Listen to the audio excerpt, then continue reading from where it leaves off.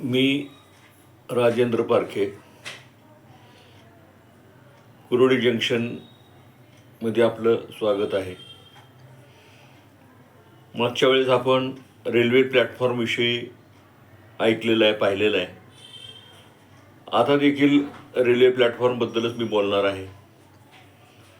रेल्वेने जरी railway platform प्रवाशांच्या उतरण्यासाठी चढण्यासाठी केला असेल तरी मला वाटतं रेल्वे प्लॅटफॉर्म हा मल्टीपर्पज आहे. या प्लॅटफॉर्मवर घडलेल्या घटना प्रसंग आपण आयुष्यभर विसरू शकत नाही. आणि ज्येष्ठ नागरिक कुर्डी शहरातील अनेक वर्ष या प्लॅटफॉर्मवर फिरण्यासाठी येतात. मोकळी हवा, प्रदूषण नाही, ॲक्सिडेंट होण्याची भीती नाही, आणि म्हणून फिरण्यासाठी अतिशय उत्तम असं हे प्लॅटफॉर्म आम्हाला कुर्डीकरांना वाटतं.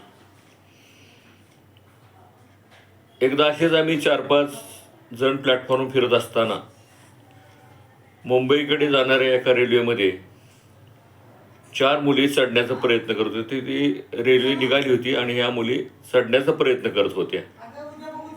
त्यांचा हात घसरला असता तर त्यांच्या जीविताला धोका निर्माण झाला असता, म्हणून आम्ही 4-5 जणांनी पळत जाऊन त्यांना बाजूला काढले.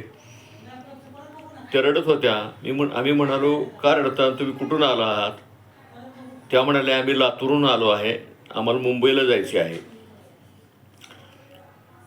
त्यांच्याजवळ बॅग वगैरे काही नव्हती, त्यामुळे घरातून भांडण करून आले असतील असं मला वाटलं. आणि आम्ही त्यांना विचारलं, जरी घरी रागवले असतील, भांडण झालं असेल, तरी असं मुंबईला जाऊ नका, मुंबईला कशाला चालला तुम्ही? त्या म्हणाल्या, आम्हाला चित्रपटामध्ये काम करायचे. मी म्हणालो, मुंबई ही फार मोठं शहर आहे, तिथे जसे चांगले लोक आहेत तसे वाईट लोकही आहेत.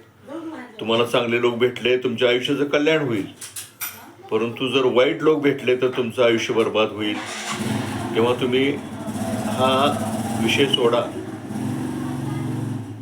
5-10 मिनिटे समजावून सांगितल्यानंतर त्या लातूरला परत जायला तयार झाल्या. पण त्या म्हणाल्या की आमच्याकडे पैसे नाहीत. मग आम्ही 4-5 जणांनी त्यांच्या तिकिटापुरते पैसे गोळा केले. त्यांना स्टँडवर नेऊन लातूरच्या एस टीमध्ये बसवून दिलं आणि लातूरला पाठवलं. असे अनेक प्रसंग या प्लॅटफॉर्म घडतात. या प्लॅटफॉर्मवरती अनेक भटके लोक 8-8 दिवस, 10-10 दिवस मुक्काम करतात. पण त्यांचा प्रेफरन्स असतो हा शेवटच्या प्लॅटफॉर्मवर, कारण त्या प्लॅटफॉर्मवरती जास्त रहदारी नसते, जास्त गाड्या येत नाहीत. आणि मग त्या प्लॅटफॉर्मवर थांबून रेल्वेचं पाणी प्यायला, आंघोळीला वापरून ते लोक राहत असतात. रेल्वे लाईनच्या कडेला छोटे छोटे तंबू करून त्या तंबूमध्ये राहतात. निम्मे लोक दिवसभर काही वस्तू बनवतात, निम्मे लोक त्या वस्तू शहरामध्ये आणि आजूबाजूच्या ग्रामीण भागात विकायला घेऊन जातात आणि संध्याकाळी परत येतात. संध्याकाळी तेथील वातावरण बघण्यासारखे असते. स्वयंपाक चालू असतो, लहान मुलं असतात, त्यांची भाषा वेगळी, त्यांचा पेहराव वेगळा, सगळं हे पाहण्यासारखं असतं. काही जण राजस्थानमधून आलेले असतात, काही जण गुजरातमधून आलेले असतात, काही जण उत्तराखंडमधून आलेले असतात. त्यातील काही वस्तू विकतात, काही जण वनस्पतीची औषधं विकतात. आणि अशा रीतीने या प्लॅटफॉर्मचा उपयोग करून घेतात. प्लॅटफॉर्म शेजारी राहतात आणि त्यांचा मुक्काम साधारणपणे 8-10 दिवस, 15 दिवस असतो. त्यानंतर ते पुढे निघून जातात. परंतु हे सर्व पाहिल्यानंतर आपल्याला आपल्या ज्ञानामध्ये खूप भर पडते. त्यांच्याशी फक्त आपण बोललं पाहिजे, त्यांना बोलतं केलं पाहिजे. त्यांच्या चालीरीती, परंपरा, ते आपल्या गावाकडे कधी जातात, कसे जातात, कसे राहतात, हे सगळी माहिती आपण घेतली तर आपल्याला खरोखर फार मोठा अभ्यास होऊ शकतो. आणि म्हणून मी रेल्वे प्लॅटफॉर्मला मल्टीपर्पज यूज असं म्हणतो.